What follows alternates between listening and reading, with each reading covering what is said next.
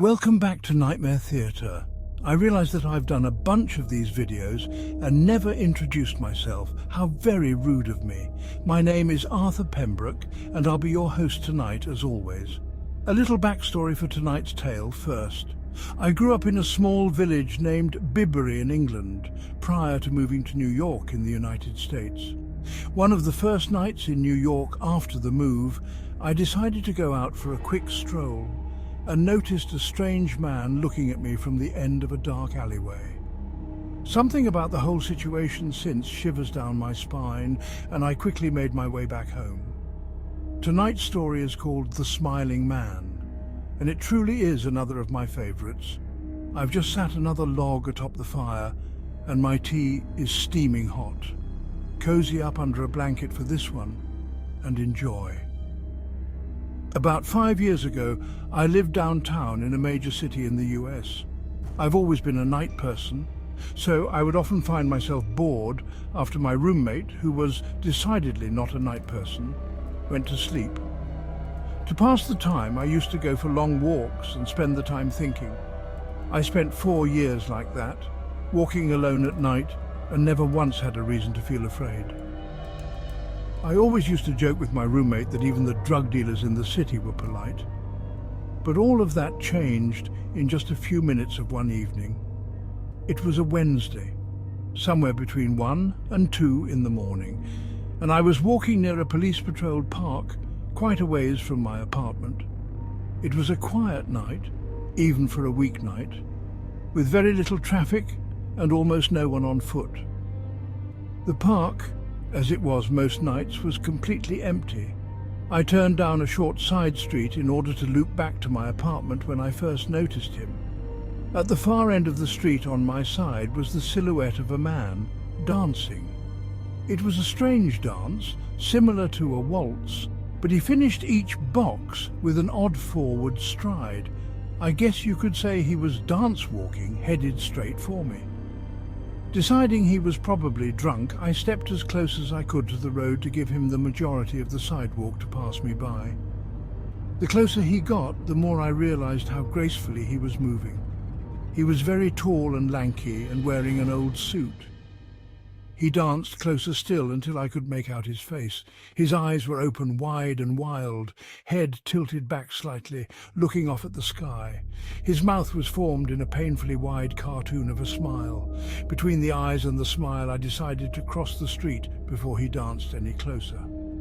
I took my eyes off of him to cross the empty street. As I reached the other side, I glanced back and then stopped dead in my tracks. He had stopped dancing and was standing with one foot in the street, perfectly parallel to me. He was facing me but still looking skyward, smile still wide on his lips. I was completely and utterly unnerved by this. I started walking again but kept my eyes on the man. He didn't move. Once I had put about half a block between us, I turned away from him for a moment to watch the sidewalk in front of me. The street and sidewalk ahead of me were completely empty. Still unnerved, I looked back to where he had been standing to find him gone. For the briefest of moments I felt relieved, until I noticed him.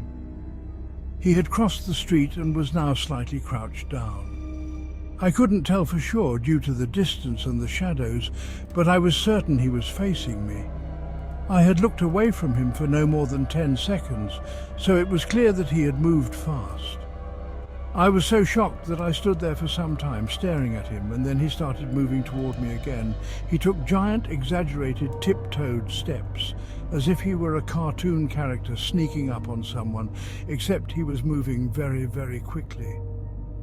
I'd like to say at this point I ran away or pulled out my pepper spray or my cell phone or anything at all, but I didn't. I just stood there, completely frozen, as the smiling man crept toward me. And then he stopped again, about a car length away from me, still smiling his smile, still looking to the sky. When I finally found my voice, I blurted out the first thing that came to mind. What I meant to ask was, "What do you want?" in an angry, commanding tone. What came out was a whimper, "What?" Regardless of whether or not humans can smell fear, they can certainly hear it. I heard it in my own voice, and that only made me more afraid. But he didn't react to it at all. He just stood there, smiling, and then, after what felt like forever, he turned around very slowly and started dance walking away. Just like that. Not wanting to turn my back to him again, I just watched him go until he was far enough away to almost be out of sight. And then I realized something. He wasn't moving away anymore, nor was he dancing. I watched in horror as the distant shape of him grew larger and larger. He was coming back my way, and this time he was running. I ran too. I ran until I was off of the side road and back onto a better lit road with sparse traffic.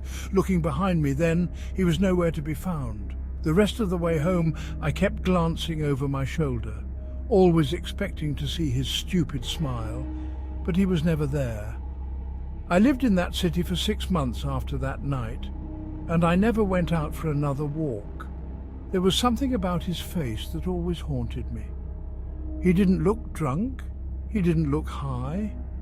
He looked completely and utterly insane. And that's a very, very scary thing to see. Well, that's all for tonight. Just one quick story. I hope you all enjoyed. Please remember to like and subscribe and all that YouTube stuff. I'm trying to post a couple videos per day to get a good collection for you all before I start to slow down a bit. Have a good night, everyone. And remember to always check your surroundings when walking about. That stranger in the distance might be stranger than you know.